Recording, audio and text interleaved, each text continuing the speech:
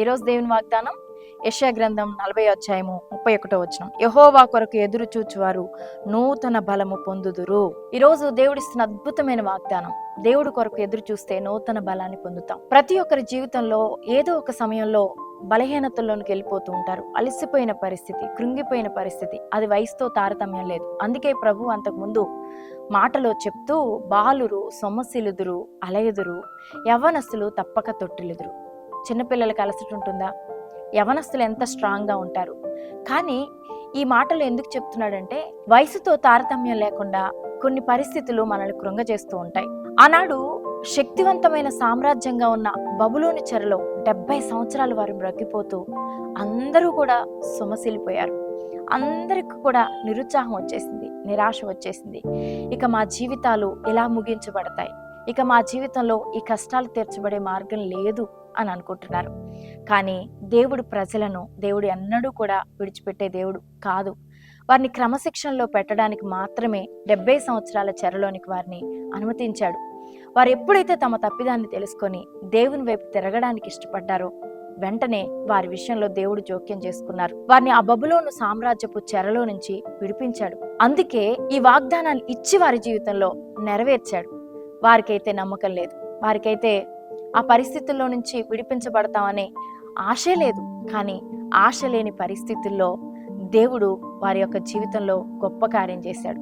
ఈరోజు నీ జీవితంలో కూడా ఎన్నో రకాలైన పరిస్థితులను బట్టి కృంగిపోయి నిరాశ చెందిన పరిస్థితుల్లో, ఇక నా జీవితంలో ఎటువంటి మార్పు ఉండదు, నా పరిస్థితుల్లో ఎటువంటి మార్పు ఉండదు, నా జీవిత కాలమంతా కూడా నేను ఈ కష్టాలే అనుభవిస్తూ ఉండాలి, ఈ శ్రమలే అనుభవిస్తూ ఉండాలి, ఈ బాధలే నేను అనుభవిస్తూ ఉండాలి, ఈ ఇబ్బందులు గుండే నేను వెళ్ళాలి, ఈ రోగాన్ని నా జీవిత కాలం అంతా కూడా నేను అనుభవిస్తూ ఉండాలి, ఈ రీతిగా నీ జీవితంలో చాలా సంవత్సరాలుగా బాధపడుతూ నా జీవితం అంతా ఇక ఇంతే, ఇక ఇందులో ఎంత మాత్రం కూడా మార్పు లేదు అని నువ్వు అనుకుంటున్నావు.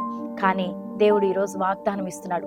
ఆనాడు వారికి వాగ్దానం ఇచ్చి వారిని విడిపించి ఆ వాగ్దానాన్ని ఎలా నెరవేర్చాడో ఈ రోజు కూడా నిన్ను విడిపించడానికి, నీ జీవితంలో గొప్ప కార్యాలు చేస్తాను అని చెప్పడానికి, ఆశ లేని పరిస్థితుల్లో బ్రతుకుతున్న నీ జీవితంలో ఆశని కలిగించడానికి దేవుడు ఈ వాగ్దానాన్ని ఇస్తున్నాడు.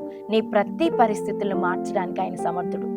ఆనాడు బబులోను సామ్రాజ్యం గొప్పదైన ఆ సామ్రాజ్యం చేతిలో నుంచి తన ప్రజల్ని విడిపించిన దేవుడు ఈరోజు ఎట్లాంటి కఠినతరమైన పరిస్థితులు, ఎట్లాంటి ఇరుకులు, ఇబ్బందులు, గడ్డు సమస్యలు, అది ఏదైనా సరే నిన్ను విడిపించడానికి నువ్వు సేవించి ఆరాధిస్తున్న నీ ప్రభు సమర్థుడని నువ్వు గుర్తుపెట్టుకో.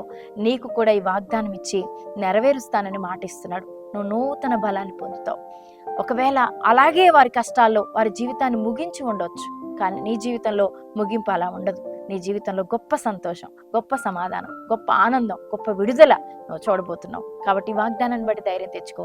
దేవుడి కార్యాలు నువ్వు చూడబోతున్నావు. ప్రార్థన. పరిశుద్ధుడా, ప్రేమ కలిగిన మా తండ్రి, కృప కలిగిన మా దేవా, నీకు వందనాలు, స్తోత్రాలు.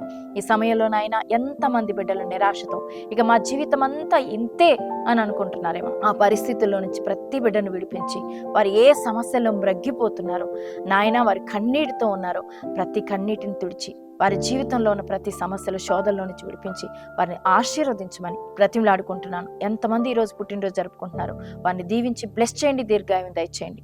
ఈరోజు ఎంతమంది వెడ్డింగ్ యానివర్సరీ జరుపుకుంటున్నారు వారు సంతోషకరమైన జీవితం, వారి కుటుంబ జీవితం గడుపునట్లుగా మీరు దీవించి ఆశీర్వదించమని యేసు నామములో ప్రార్థిస్తున్నాను తండ్రి. ఆమేన్.